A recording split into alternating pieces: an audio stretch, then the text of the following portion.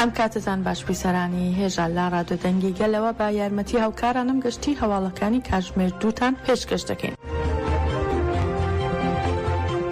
ئیدارەی خۆبەڕێوەبەری باکوور و ڕۆژهەڵاتی سووریا سەبارەت بە هەڵبژاردننی داهاتووی سووریا بۆ پەرلەمانی وڵاتە ڕاگەاندراوێکی بڵاو کردووەتەوە و لە ڕاگەاندراوەکەی داهاتووە لا دوای ڕوخان ڕژێمی ئەسەدەوە تا ئێستا هەنگاوەکانی وەک کۆنفرانسی دیالۆگی نیشتیمانی و پێکهێنانی حکوومەتی کاتی و ڕاگەاندنی دەستوور و ڕاگەاندنی هەڵبژاردننی پەرلەمانی هەمووی پێچەوانی ئامانجەکانی شۆڕشی سووریا بوون کە داوای دادپەروەری دیموکراسی یەکسانی و ئازادی بۆ هەموو پێکهاتەکانی سووریا دەکرد. ئەوە ئاماژەش بەوە دەکەن کە گەلی سووریا قوربانی داوە بۆ بەدەستهێنانی مافی هاوڵاتی بوونی ڕاستەقینە. ئیدارەی خۆبەڕێوەبەری دەشڵێت ئەنجامدانی ئەم پرۆسەیە کە ناوی لێنراوە هەڵبژاردن لەم کاتەدا بریتیە لە دوورخستنەوە و پراوێزخستنی نزیکەی نیوەی سووریەکان. هەروەها ئیدارەکە جەختی لەوە کردوتەوە کە پێناسەکردنی ناوچەکانی باکوور و ڕۆژهەڵاتی سووریا وەک ناوچەی نائارام بۆ پاساودان بۆ سیاسەتی کۆڵیکردن لا زیاتر لە 5 میلیۆن سووری دوورە لە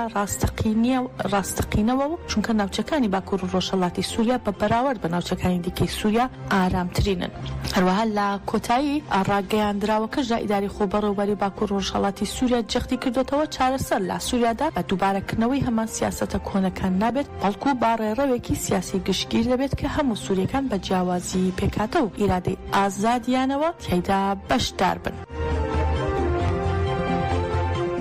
هاوسەرۆکی دەم پارتی تونجەر باقیرخان لە میانی وتارێکیدا لا گربوونەوەی وان کە لە ژێر دروشمی ئازادی سەردەکەوێت نەوە گۆشەگیری بەڕێوەچوو ڕاگەیان هەمومان باوەڕمان بە ئاشتی و ئەگەر هەمووان هاوەنداری لا پرۆسەکە بکەن ئەوە فیکەنی و کسەکداخ و سەلاحەدین دەمیرتاش و زیندانیانی سیاسی دیکەش ئازاد دەبن. هەروەها باقیرخان باسی لەوەش کرد کە تورکیا پێشگە لە ئاشتی هیچ دەرفەتێکی تری نییە و پاشەڕی 40 ساڵە و داڕمانی ئابووری و دەیان هەزار قوربانی دەرکەوت کە توندوتیژی و نکۆڵی و ستەم هەرگیز چارەسەر نییە و تاکە دەرفەت ئەوە پرۆسی ئاشتی کە لەلایەن ڕێبارە ئاپۆوە دەستی پێکردووە. تونجەر باقیرخان ئەوەشی خستەڕوو کە ئەو گۆشەگیریەکە لەسەر بەڕێز ئۆجەلان سپێنراوە گۆشەگیریە لەسەر ئاشتی و گۆشەگیریە لەسەر هەموو. هەروەها دەشڵێت گۆشەگیریەکە لەسەر هیوای 86 میلیۆن کەس بۆ ئاشتیە و دەبێت دەست بەجێ گۆشەگیری هەڵبگیرێت و هەلومەرجی خەباتی ئازادی ڕێبەر ئۆجەلان بڕەخسێنرێت تاوەکو بە شێوەیەکی ئازاد بۆ چوونەکانی بگەێنێت بە گەلان. هەروەها باقیرخان جەختیشی کردەوە گۆشەگیری ئاستەنگێکی مەزنە لە بەردەم هیوای گەلان بۆ ئاشتی و وتیشی ئەگەر گۆشەگیری هەڵبگیرێت لە تورکیا و ڕۆژهەڵاتی ناوەڕاست گرەی ئاشتی دەکرێتەوە و ئەگەر دەرگای ئیمراڵی بکرێتەوە هیوای گەلان بۆ ئاشتی مەزنتر دەبێت.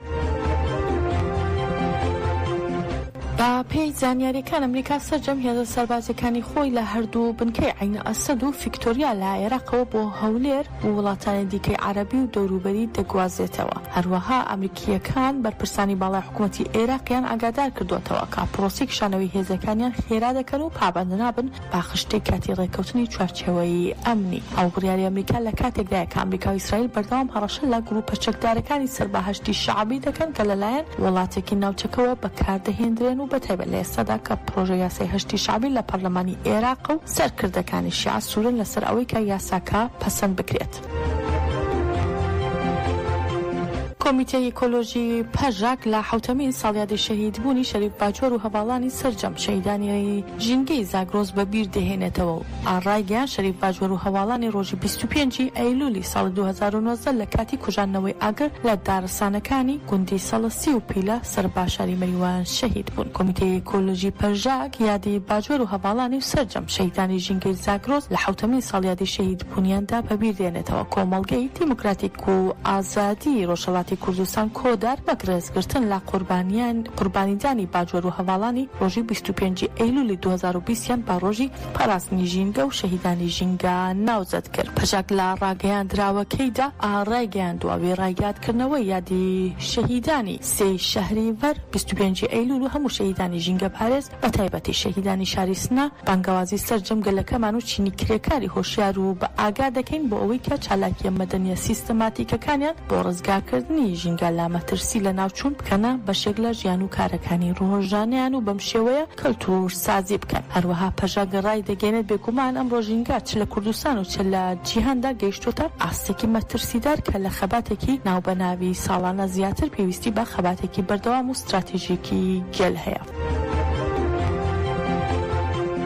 ئەمڕۆ شاندێکی تەکنیکی حکوومەتی هەرێم سەردانی بەغدا دەکەنەوە بۆ تەواوکردنی درێژەی گفتوگۆکانی هەفتەی ڕابردوو لەگەڵ حکوومەتی فیدراڵ و گفتوگۆکان سەبارەت بە پرسی موچە و نەوت و داهاتوو بە بانکیکردنی موچەی موچە خۆران. هاوکاتێکێکی دیکە لە تەوەرەکانی کۆبوونەوەکەی شاندی هەردوو لە هەنگاوی بەپلەی حکوومەتی هەرێمە بۆ ڕازیکردنی ئەو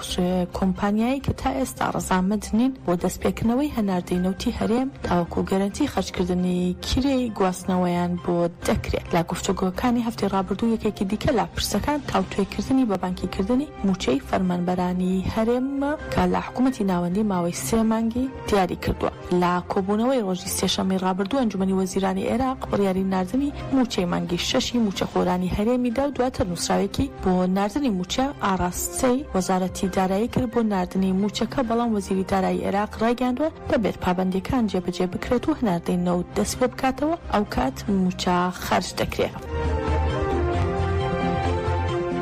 ڕێکخراوی مافی مرۆڤی کوردستان سەبارەت بە گواستنەوەی سێ زیندانی سیاسی لە زیندانی ورمەی ڕۆژهەڵاتی کوردستان ڕایگەیاندووە. ڕۆژی شەمەی ڕابردوو سێ زیندانی سیاسی سزادراوە بە سزای لە سێدارەدان بە ناوەکانی پێشمان سوڵتانی و عەلی سۆران قاسمی و ڕزگار بەیگی زادە بە شێوەیەکی نایاسایی لە زیندانی ورمێ بۆ زیندانی گشتی تاوانەکان گواسترانەتەوە. هەروەها ئاماژە بەوەش دەکەن کە دامەزراوەکانی مافی مرۆڤ ئەو هەوڵەیان وەکو هەڕەشەیەکی ئاشکرا دژی پاراستنی گیانی ئەوان لە قەڵەمداوە کە گواستنەوەی زیندانیانی سیاسی لاورمێ پێشلکاریەکی ئاشکرای مافەکانی مرۆڤە. هەروەها ڕێکخراوەکە باس لەوەش دەکات کە بنەماڵی ئەو سێ زیندانە سیاسیە لە سەردانە بەردەوامەکانیان بۆ لای کاربەدەستانی دادوەری و ئەمنیەت خوازیاری ڕوونبوونەوەی دۆخی منداڵەکانیان بوون، بەڵام تا ئێستا وەڵامی دیاریکراویان پێ نەدراوەتەوە و بە دوواداچوونەکانیشان بێ ئەنجام ماوەتەوە.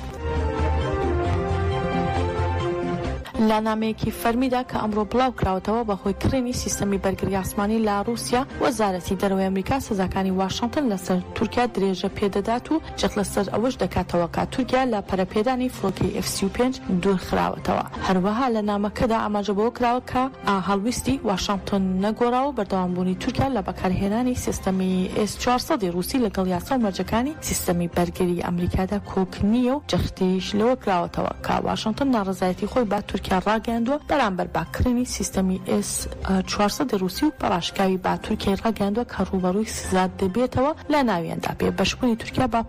پرۆگرامی پەرەپێدانی فڕۆکەی F-35 شەڕ کرد. گشتی هەواڵەکانی ئەم کاتژمێرەمان پێشکەشکردن هەر شەر.